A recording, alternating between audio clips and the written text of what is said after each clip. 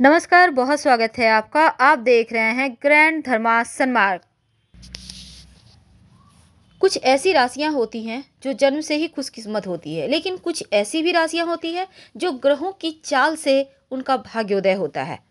तो ग्रह के चाल हमारे भाग्य में कभी कभी अवरोध डालते हैं और कभी इतने सारे खुशियों को दे देते हैं कि हम संभाल नहीं पाते। यानी बहुत सारी खुशियां कहीं ना कहीं आपके सोच से, उम्मीद से ज़्यादा।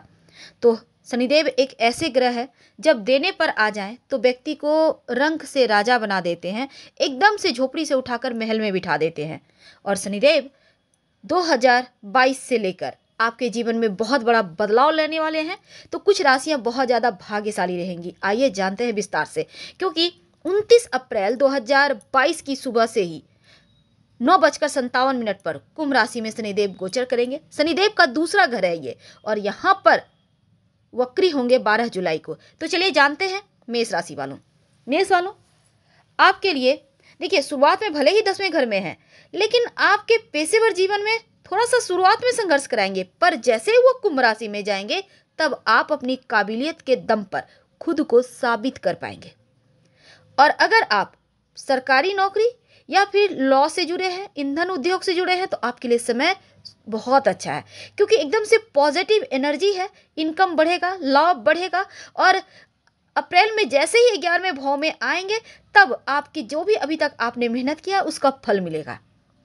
वृषभ राशि, वृषभ वालों, जो शनिदेव है ना, उनका भाग्य भाव में गोचर शुरुआत में है और आपका मेहनत का फल आपको मिल रहा है। अब यहाँ पर बहुत फायदेमंद थे, दे रहे हैं, लेकिन जैसे ही शनिदेव, चूंकि शनिदेव का जो चाल है वो बहुत धीमा है, आपके 10वें भाव में आएंगे तो पेशेवर जीवन में बड़ा अवसर आपको प्राप्त होगा। मनचाही नौकरी मिलेगी, आपके सहयोगियों का सपोर्ट मिलेगा। और शनिदेव आपके 9वें भाव में जब गोचर करेंगे फिर से 12 अप्रैल को, तब थोड़ी सी परेशानी है, लेकिन एक बार फिर से चीज़ें आगे बढ़ेगी और आप बस मेहनत करते रहें, मेहनत का फल मिलेगा। मिथुन राशि, शुरुआत में 8वें भाव में आपके ऊपर चल रही है ढैया। अब यहाँ पर देखिए, है आपके अंदर गूढ़ रहस्यों को जानने की इच्छा जगेगी और किसी भी कार्य को लेकर आपकी प्रतिक्रिया थोड़ा धीमी रहेगी। तो ऐसे में लंबी सांस लें, व्यायाम करें, थोड़ा सा अपने ऊपर ध्यान दें। लेकिन जैसे ही वो 9वें भाव में जाएंगे तो आपका ढैया भी समाप्त होगा, रुके हुए कार्य एक बार फिर से गति पकड़ेंगे। धैर्य और शांत रहें, और इस समय विदेश यात्रा, विदेश से धन लाभ जैसी चीज़ें आपके जीवन में आकस्मिक रूप से होने लगेगी। हाँ, अपने भाई बहनों के साथ थोड़े से रिश्तों को बेहतर कीजिए और चोट चपेट से थोड़ी बचिएगा। कोई गंभीर समस्या लेकिन नहीं है, फिर भी थोड़ा सावधान होकर रहें तो उत्तम है।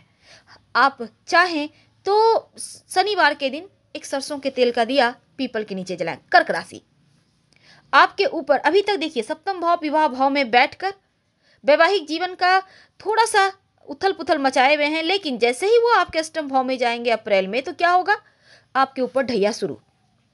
अब शनिदेव का ढैया शुरू होना, आपके 8वें भाव में आना, खुद को थोड़ा सा अकेलापन आपको महसूस होगा। आपके कर्मचारी जो आपके सहयोगी हैं, कहीं ना कहीं थोड़ा सा आपके विरोध में कोई साजिश रचेंगे। आपके जीवन की बहुत सारी योजनाएं विफल रह सकती हैं। पर्सनल लाइफ में, पार्टनरशिप में, जीवन साथी के बीच आपके मित्रों या रिश्तेदारों की वजह से गलतफहमी भी दिख रही है। तो जुलाई के महीने में शनिदेव एक बार फिर से 7वें भाव में आएंगे तो वैवाहिक मामले में वैसे तो ठीक रहेगा, लेकिन थोड़ा सा यहाँ पर आपके मतभेद वगैरह जो भी हैं उनको हटाइए। सिंह राशि, ये गोचर आपके लिए 6ठे भाव में शुरुआत में है, लेकिन जैसे ही आपके 7वें भाव में आएंगे, विवाह भाव में, तब भाग्य का साथ मिलेगा। आपका विवाह तय होने के योग बनेंगे। कोई लेकिन गलत ये होगा कि 6ठे भाव में रहकर पुरानी बीमारियां थोड़ी परेशान करेंगी, पर दूसरी तरफ आपकी मेहनत का फल आपको भी देगा। और इसमें सिंह राशि वालों जॉब करते हैं तो समय अनुकूल है, वरिष्ठ लोगों का साथ मिलेगा और आपकी मेहनत का आपको वो फल भी देंगे। तो जो कन्या वाले हैं उनके लिए देखिए, शुरुआत में आपके 5वें भाव में है।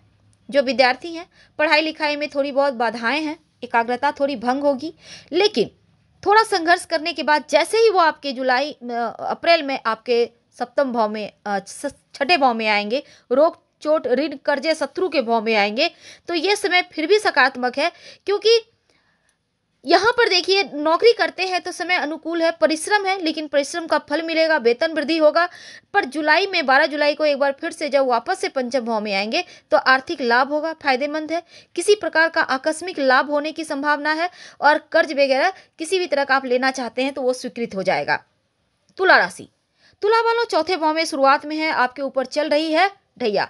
सुख शांति कहीं ना कहीं भंग है, पर ये जो लड़ाई झगड़े दुख है, निराशा है, सुख शांति भंग हुई पड़ी है, ये जैसे ही आपके पंचम भाव में आएंगे तो चीजें एक बार फिर से बेहतर होती नजर आएगी। पंचम भाव में गोचर करने से विद्यार्थियों के लिए ज्यादा अच्छा वक्त लाएंगे और घर से बाहर निकलकर आप पढ़ाई करने जा सकते हैं।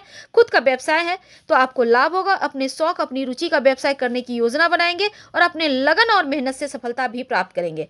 तो जैसे ही 12 जुलाई को वापस पंचम भाव में आएंगे तो अपना मकान अपना घर का सपना भी पूरा करवाएंगे, यानी पॉजिटिव है। तो आप बहुत भाग्यशाली रहने वाले हैं।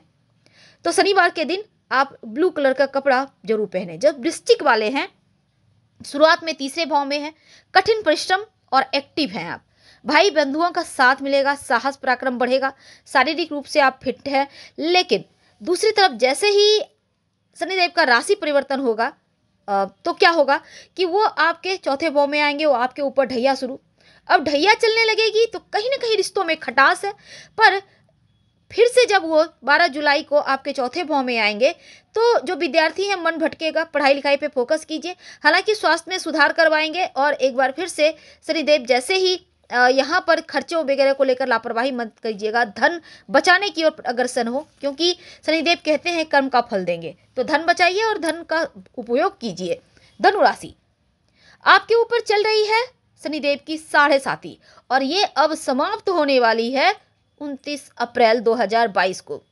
तो यहाँ पर आर्थिक लाभ, जाते जाते शनिदेव आपको बड़ा लाभ देने के मूड में है, यानी आकस्मिक रूप से धन आएगा, विदेश जाने की योजना बन रही है और इसमें आपको बहुत सारे मौके मिलेंगे। हालांकि आप किसी संपत्ति प्रॉपर्टी में निवेश करना चाहते हैं तो आपको इसका फल भी मिलेगा, और अगर आप अकेले हैं तो बढ़िया प्रस्ताव है, विवाह तय हो सकता है।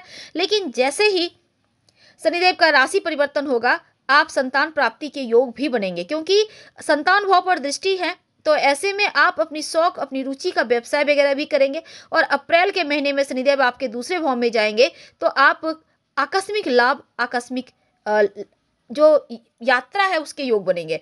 वैसे तो मकर वालों आपके लिए चल रहे हैं शनिदेव की 7.5 छाती पर और 29 अप्रैल को आपके अंतिम चरण का तीसरा चरण का 7.5 शुरू हो जाएगा। शुरुआत में जीवन में अनुशासन है, परिश्रम है, लेकिन जैसे ही आपके 29 अप्रैल के बाद अगर आप पेट्रोलियम क्षेत्र से जुड़े हैं, अगर आप लक्ष्य प्राप्त के लिए थोड़ा और मेहनत करें तो यकीन मानिए चीज़ें आपके पक्ष में आ जाएंगे। और दूसरे भाव में गोचर करने से आपका व्यापार, खासकर व्यापार से जुड़े हैं तो विशेष लाभ देगा। अटके हुए तमाम संसाधन से लाभ होगा। अविवाहित है तो विवाह तय होगा। स्वास्थ्य की समस्या परेशान करी थी वो ठीक हो जाएगा। आपकी वाणी पर थोड़ा सा सिर्फ आपको काम करना होगा, कठोर शब्द मत बोलिएगा। कुंभ राशि, शुरुआत में आपके 12वें भाव में शनिदेव, अब कुंभ वालों आपके ऊपर चल रही है 7.5 का शुरुआत चरण। 29 अप्रैल को आपकी 7.5 छाती पे आ जाएगी। जो विद्यार्थी हैं उनके लिए ज़्यादा अच्छा है, पढ़ाई लिखाई के इच्छुक है, विदेश जाने के योग है, विदेश से लाभ है शुरुआत में। इसके बाद जैसे ही आपकी 7.5 छाती पे आएगी, थोड़ा सा यहाँ पर देखिए आपके वैवाहिक जीवन के लिए बहुत अच्छा रहेगा, लेकिन हाँ थोड़ा सा जीवन साथी के स्वास्थ्य का ध्यान रखिएगा और कड़ी मेहनत से लाभ होगा। आप अपने तमाम प्रयास से लाभ कमाएंगे। जुलाई में शनिदेव वापस 12वें भाव में आएंगे, तब आपके लिए जो विदेश से कारोबार करते हैं उनके लिए ज़्यादा लाभ के योग बनेंगे, लाभ होगा।